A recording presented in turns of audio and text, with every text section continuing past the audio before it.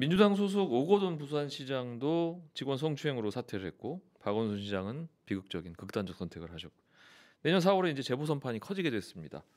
서울시장하고 부산시장 다시 뽑아야 되는데 내년 재보선의 정치적 의미는 어떻게 보십니까? 근데 이게요, 사실 네. 언론에서는 이미 기사들을 꽤 쓰고 있습니다. 그 이제 김종인 야당 네. 비대위원장이 박원순 시장 그 사고가 난 직후 이 얘기부터 해가지고 좀 욕을 많이 먹었어요. 이게 좀 조심해야 됩니다. 정치에 대해서 너무 과도하게 좀 관심을 가진 분들은 뭐 내년 4월 재보선 관심이 있을 겁니다. 그런데 그게 맞을까요? 민심하고 저는 맞지 않는 것 같아요. 우리 이제 언론, 특히 우리 같은 정치부 기자들이 참 조심해야 됩니다. 네. 지금 일반 국민의 관심은 오히려 박원순 시장 사건의 어떤 진실이 과연 뭘까? 이게 왜 이런 사건이 터졌을까? 이거 어떻게 해야 되지? 박원순 같은 훌륭한 사람도 저렇게 사고를 쳤으면 우리나라 뭐 상당수 권력을 가지고 있는 남성들이 다 저런 거 아닐까? 이거 어떻게 하면 이런 사고 재발을 막을 수 있을까? 이런 데 관심이 있는 겁니다. 그렇죠. 그래서 네. 저도 이제 궁금해서 민주당 의원들 한둘한테 좀 물어봤어요. 그랬더니 지금 내년 4월 재보선 얘기는 하지 않는 걸로 내부 공감이 있다고 합니다. 지금 그 그렇군요. 얘기를 하면 너무 화가 난 국민들한테 아주 나쁘게 그렇죠. 비치기 때문에 네. 그래서 박원순 시장 사건에 대해서 당분간은 좀 반성하고 자숙하고 어떤 진상 규명을 하고 권력형 성범죄들을 어떻게 좀 제도적으로 차단할 수 있을 것인지 그런 일에 좀 주력을 하겠다 이런 얘기를 하고 있습니다. 그나마 다행이네요. 어쨌든 서울시장하고 부산시장 보궐선거 같은 경우는 이제 민주당 때문에 민주당이 유발한 것이라고 볼 수 있는데 그래서 후보를 내지 말아야 된다. 사실 이런 의견이 나오잖아요. 또 반면에 뭐 부패나 비리가 아니어서 내도 된다. 뭐 이런 의견도 나오는 것 같고요. 지금 당 내부 기류는 어떻습니까? 후보 너무 이게 앞서가는 건지 몰라도요. 이게 일단 당헌에 네. 명확하게 네. 부정부패 등 그런 사유로 재보궐 선거를 책임이 우리에게 있을 때는 후보를 내지 않는다라고 당헌에 명시가 되어 있습니다. 네. 그렇기 때문에 그럼 성범죄가 부정부패 등 중대한 범죄에 당연히 들어가죠. 그걸 들어가지 않는다라고 등에 들어간다고 그거를 뭐 들어가지 않는다고 주장하기는 좀 옹색한 것 같고요. 네.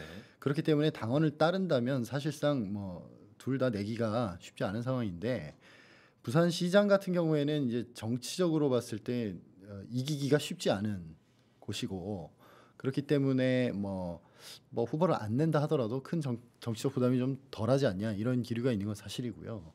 그렇지만 이제 서울시장 같은 경우에는 이제 대놓고 말은 안 하지만 네. 뭐 김부겸 의원은 조금 요즘 이제 당 대표를 도전하고 있으니까 그렇죠. 거기에 대해서 의견을 적극적으로 내고는 있습니다만 다른 분들은 이제 대놓고 말은 안 하지만 약간 김부겸 의원 말씀하신 거랑 비슷한 저기를 안 내긴 좀 어렵지 않나 네. 뭐 생각하시는 것 같고 그리고 만약에 낸다면 뭐 여성 후보를 내면 그나마 좀 명분이 되지 않겠냐 요 정도 이야기가 그냥 기저에 있는 정도라고 보시면 될 것 같습니다. 내년 재보선이 어쨌든 뭐 중요할 텐데 이게 지금 민주당 당대표 선거에도 영향을 미칠 수 있다 이런 얘기가 나오는데 이건 무슨 의미인가요? 김부겸 의원 쪽에서 이제 이낙연 의원을 공격하면서 이제 쓰는 논리인데요. 네. 재보궐이 그 두 의원이 두 후보가 당 대표 도전하겠다고 밝혔을 때보다 지금 훨씬 커졌잖아요. 서울시장까지 들어오면서 커졌기 때문에 당의 명운을 좌우할 재보궐 선거다라고 이제 규정하고 계시고 그러면 이렇게 중요한 재보궐 선거 직전에 당 대표직을 관두겠다는 사람을 대표로 뽑아도 되겠느냐라는 이제 논리를 만드시면서 이제 그 주장을 많이 하고 계시고요. 이제 근데 이제 이낙연 후보 쪽에서는 재보궐 때 당 대표가 누군지가 뭐 그렇게 그 의미가 있느냐. 그 전에 당을 얼마나 잘 추슬리는 것이 재보궐 승리에 훨씬 중요하고 그 적임자는 뭐 당연히 이낙연 후보 아니냐 뭐 이런 논리를 펴고 있습니다. 김부겸 전 장관이 추격자이기 때문에 공격 포인트로 삼고는 있는데 이게 네. 당내에서 별로 설득력은 없어요. 그렇네요. 왜 그러냐면 3월까지 이낙연 전 총리가 대표를 하고 예를 들어서 네. 사퇴를 한다. 그러면 4월에 치러지는 재보선을 나는 대표 아니니까 몰라라 이게 맞습니까? 그건 아니죠. 한 달 전까지 대표를 했기 때문에 당연히 선대본부장, 선대위원장을 맡아야 된다는 겁니다. 그래서 뭐 원내대표가 됐든 뭐 임시 비대위원장이 됐든 이 사람하고 같이 이 선거에 대한 책임을 져야 되는 거죠. 물론 이제 민주당에서 후보를 낼 경우죠. 그래서 이게 그 뭐 무책임하게 이것 때문에 뭐 그만두고 그래서 지금 이낙연을 지금 안 낸다는 말이 이 대의원들이나 권리당원들한테 먹힐 가능성은 별로 없는 것 같습니다. 이 내년 재보궐선거 관련해서 그러면 지금 미래통합당 쪽에서는 지금 자기들이 유리하다고 보고 있나요? 물론입니다. 네. 지금 그 김정인 위원장이 관훈 토론에서 얘기했죠. 네. 내년 재보선에서 우리한테 지금 흐름이 유리한 것 같다. 이런 얘기를 하고 있고요. 또 문재인 대통령 임기가 내년이면 이제 4년 그렇죠. 차. 그래서 임기 말입니다. 그래서 네. 상식적으로는 야당이 유리하다 이렇게 보는 게 더 맞을 것 같아요. 우리나라 또 알 수 없습니다. 나올 만한 사람이 있습니까? 근데 많이 있죠. 안철수 대표가 이제 드디어 보수 야당하고 손잡고 나올 것이다 이런 얘기도 있는데 잘 모르겠어요. 안철수 대표는 일단 본인이 대통령급이라고 생각을 할 텐데 네. 서울시장 자리가 성에 찰지 이런 부분 잘 모르겠고요. 또 미래통합당 안에서는 이제 뭐 경선을 통해서 네. 그 분위기를 좀 살려가면서 이렇게 하려고 하나 보죠. 뭐라 그럽니까? 그 전엔 저 뭐 여러 사람이 이렇게 경선해서 이렇게 뭐 뽑는 방식, 뭐 슈퍼스타 뭐 이런 방. 지금 그게 아니고 저 TV 조선에서 했던 미스터 트롯 방식 미스터 뭐 트롯 이런 얘기가 나오죠? 얘기들을 많이 해요. 우리 김원철 기자 텔레비전 많이 보시는 분들. 제목만 알고 있습니다. 예, 그런데 이게 그렇게 쉽지가 않습니다. 왜냐하면 우리나라 유권자들 까다로워요. 네. 그러니까 참신하면서 유능한 사람을 데려와라 이건데 참신한 사람을 데려오면 듣보잡이라고 평가를 하고요. 또 유능한 사람 이미 경험이 많은 사람을 데려오면 아유 뭐 저렇게 나와. 낡은 사람을 데려오냐 이렇게 이 까다로운 우리나라 유권자 입맛을 과연 미래통합당이 맞출 수 있을지 잘 모르겠습니다. 그 정도 내부에서 그 관리 능력이 있는지도 모르겠고요. 또 내년 4월 재보선이면 지금 몇 월이죠? 엄청나게 많이 남았습니다. 그렇네요. 그래서 지금 미래통합당이 이제 너무 총선 때 참패를 했기 때문에 반전의 계기를 잡았다 이런 정도의 의미로 해석하면 되지 실제로 내년 재보선에서 야당이 이길 것이다. 뭐 전 별로 그렇게 전망하지 않습니다. 이해찬 대표가 엿새 만에 그러니까 박원순 서울시장이 극단적 선택을 한 지 엿새 만에 사과를 하셨어요. 이 대표의 경우에 박 시장 성추행 의혹과 관련한 기자 질문에도 예민한 반응을 보였었죠. 이 대표의 사과 어떻게 봐야 할까요?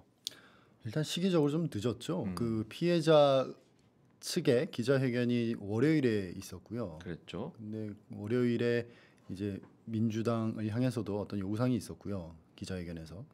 그런데 그날 이제 일종의 대독 사과가 나왔죠. 그렇죠. 수석 직접 하지 대변인이 않고. 예. 대독 사과가 나왔고 뭐 그것도 안 하는 것보단 낫습니다만 그리고 그 다음 날 또 하지 않고 또 하루를 건너뛰어서 이제 그 사고가 벌어지고 엿새 만에 지금 나온 사과였거든요. 그래서 네. 좀 일단 늦은 측면이 있고 그날 공개적으로 이제 내놓은 대책이라는 것은 이제 성인지 교육 그리고 감찰 기구 네. 크게 보면 이렇게 두 가지 말씀하셨는데 성인지 교육은 사실 지금도 하고 있습니다.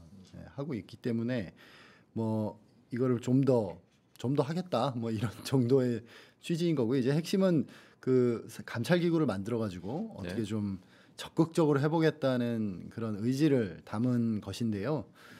뭐 이제 상식적으로 생각해봐도 당 소속 선출직 공직자가 어마어마하게 많거든요. 그러니까요. 기초의회 암행어사를 보낼 수도 없고. 그러니까 그거를 중앙당에서 어떤 그 별동대 같은 조직들이 그들을 뭐 감찰한다. 이게 뭐 의지는 높이 삽니다만 실효성이 얼마나 있을지 그런 의문의 목소리들이 좀 있습니다.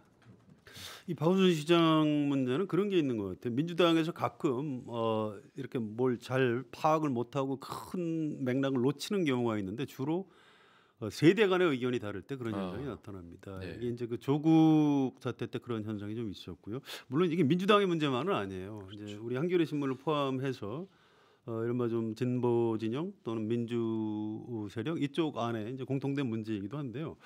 이번에 이제 박원순 시장에 대해서 좀 나이가 많은 사람들은 이분은 참 민주화 운동도 했고 시민 운동도 했고 특히 그 말로만 한 게 아니고 여러 가지 성과를 만들어낸 사람이다. 그래서 박원순 그러면 일단 좀 약간 존경스러운 사람. 그렇죠. 또 우리 대신 뭔가 일을 만들어서 열심히 시민 운동을 하는 그런 사람. 굉장히 좀 미안해하는 이런 감정들이 있었죠. 그래서 이제 이분이 극단적 선택을 했다는 소식을 듣고 그 좀 나이가 많은 세대들은 무조건 이제 엄청난 충격에 휩싸였던 거죠. 근데 젊은 세대는 이제 그런 스토리를 잘 모릅니다. 그냥 서울시장으로 보는 거죠. 뭐 옛날에 뭘 했는지 잘 모르겠는데 지금 보수 야당의 뭐 기득권 세력하고 뭐가 다르냐, 뭐 권력자 아니냐 이렇게 보는 거고요. 그 부분을 민주당이 놓쳤던 것 같아요. 네. 그래서 처음에 이제 질문하는 기자한테 이해찬 대표가 화를 냈던 그렇죠. 맥락도 그런 데 있는 거고요. 근데 어쨌든 민주당도 정당입니다. 그래서 민심의 흐름을 비교적 잘 알아요. 뭐 하루 이틀 늦었지만 이게 보통 일이 아니다라고 집중적으로 보고가 올라갔고요. 그래서 시기를 놓치긴 했지만 이해찬 대표가 사과를 했습니다. 또 내용은 뭐 그런 대로 괜찮게 사과를 했어요. 민심을 헤아리고 좀 늦었지만 머리를 숙이고 사과를 한 건 좀 잘 한 것 같습니다. 그렇군요. 자, 민주당 내 여성 의원들은 반응이 좀 어떻습니까? 여성 의원들 반응이 이제 처음부터 이제 초미의 관심사였죠. 초미의 관심사였고 그 여성 의원분들 중에 또 그 여성 운동계를 대표하는 그런 네. 분들이 꽤 그렇죠. 계신데 공교롭게도 그분들이 또 박원순 시장하고 개인적 친분이 남인순 의원 굉장히 대표적이죠. 깊은 분들이기 때문에 이제 심리적 충격이 굉장히 컸고 그래서 초기에는 뭐 좀 사실 공개 발언을 좀 못하셨고요. 그리고 결국 닷새 만에 그 여성 의원 일동으로 성명서가 나왔는데 사실 여전히 개별적으로는 그렇게 의견을 네. 적극적으로 밝히지 않으세요. 이게 민주당 자체가 지금 그 열린우리당 트라우마가 워낙 강하고 네. 원팀 정신이라는 그 큰 어떤 기조가 있기 때문에 아마 그런 맥락에서 그런 것 같긴 한데 그래서 조금 여성 의원들 특히 그 여성 운동계를 대표해서 국회에 들어오신 분들 그런 분들이 조금 더 적극적으로 발언하셔야 되는 거 아닌가 이런 목소리들이 있는 건 사실입니다. 그렇군요. 권인숙 의원은 뭐라고 한마디 하셨다면서요?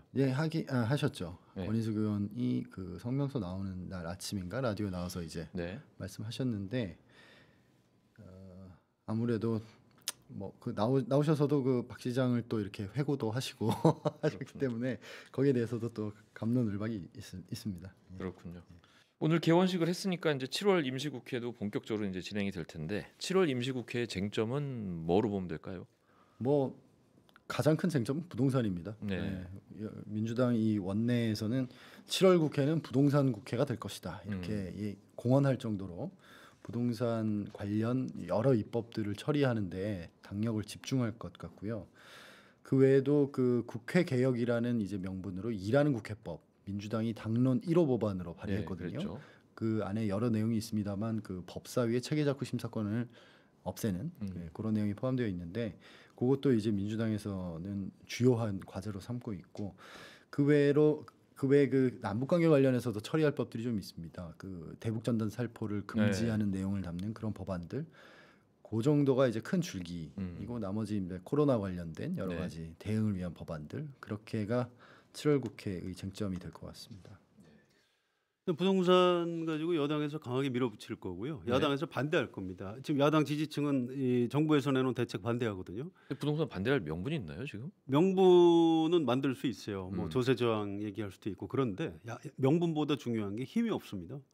야당이 지금 뭐 의석이 그렇게 터무니없이 차이가 나는데다 상임위원장도 다 여당이 가졌죠. 그래서 일단 국회가 돌아가기 시작하면 야당이 이 얼마나 지금 무모한 일을 하고 있는 건지를 아마 깨닫게 될 겁니다. 이제 이 무력감 이걸 어떻게 극복하느냐 이런 것들이 포인트고요. 그래서 야당 몫의 국회 부의장 또 상임위원장, 예결특위위원장 이걸 좀 미안하지만 도로 가져가겠다 이렇게 나올지 아니면 그냥 계속 오기를 부리면서 지금 정치를 하게 될지 이제 이런 게 좀 관심사인 것 같고요. 그다음에 일단 국회의원들도 여름 휴가를 가야 됩니다. 네. 민주당은 한 8월 5일부터 15일까지 일단 휴가를 가라고 내부적으로 얘기를 한 것 같고요. 네. 이제 공수처가 굉장히 관심사인데 문 대통령은 굉장히 공수처 설립 의지가 강한 사람입니다. 네. 그런데 민주당이 이번 임시국회에서 법 개정까지 당장 밀어붙일지 관심사긴 해요. 근데 혹시 이번 임시국회에서 안 되면은 정기국회 아마 열자마자 이것부터 처리하려고 할 가능성이 있습니다. 그래서 야당에서 뭐 헌법재판소에서 결정이 나올 때까지 안 하겠다 그러지만 여당에서는 지금 그렇게 기다려줄 것 같지 않고요. 그 부분에서 아마 대충돌이 벌어질 것 같습니다. 법 개정을 통해서라도 출범시키겠다 이런 의지가 강하다는 거죠. 그렇습니다. 알겠습니다.